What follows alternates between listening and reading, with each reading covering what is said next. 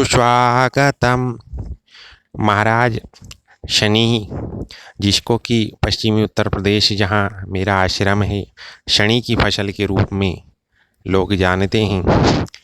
इसका क्या उपयोग है, बीज का क्या दाम है, फसल से क्या प्राप्त होगा, पशुओं के लिए हरे चारे के रूप में प्रयोग कर सकते हैं, क्या कोई नशे की पौधा तो नहीं है, और क्या इसको भूमि को लाभ होगा, क्या ये ग्रीन फर्टिलाइज़र है।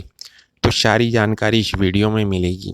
तो महाराज सबसे पहले तो आप इसका बीज देख लें।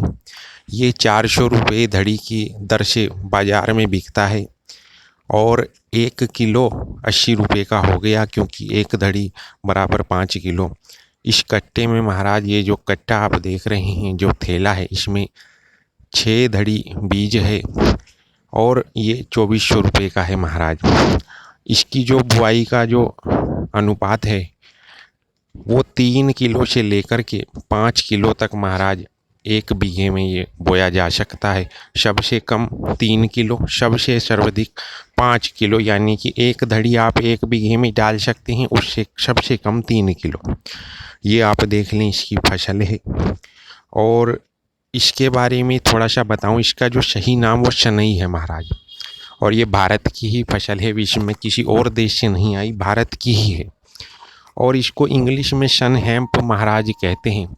अब मैं आपको बताऊं, भांग को भी हेम्प कहा जाता है। हेम्प मतलब रेशेदार पौधा, क्योंकि प्राचीन भारत में ये इनके फूल हैं, आप देखिए। प्राचीन भारत में शनई को भी और भांग को, दोनों को ही कपड़े के रूप में, वस्त्र के धागे के रूप में प्रयोग किया जाता था। तो अभी भी जो इसका जो गुण है कि जो भांग है नशीला है, इसका नशीला पदार्थ इसमें नहीं है। थोड़ा सा इसको पशुओं को नहीं दिया जाता, क्योंकि ये थोड़ा कड़वा होता है महाराज, इसका जो फल होता है। तो पशुओं के चारे में आप शनई का प्रयोग नहीं कर सकते। दूसरा, इसका अंग्रेजी नाम है सन हेम्प, और भांग का नाम हेम्प है महाराज। भांग यानी कि गांजा। भांग और गांजा एक ही पौधे से प्राप्त होते हैं। ये आप देख लें, भांग है। इससे पहले जो आप देख रहे थे चित्र, वो शनई का था, जिसको कि अगर देसी भाषा में कहीं बार शनई कहते हैं, कहीं जगह पर शून्य भांग भी महाराज, या मद्रास भांग या बनारस भांग भी इसको नाम कहीं बार सुनने में आया है। तो ये आप देख लें, ये गांजा है महाराज। गांजा जो है, भांग को ही अगर सुखा लेते हैं तो वो गांजा बन जाता है महाराज।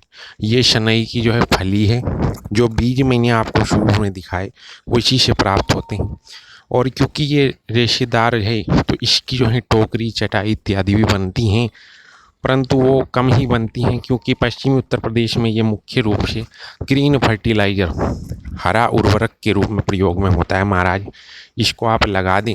अब जैसे समय चल रहा है, आज जून की 15-16 तारीख है, और धान के लिए मजदूर नहीं मिल रहे, समय निकल गया।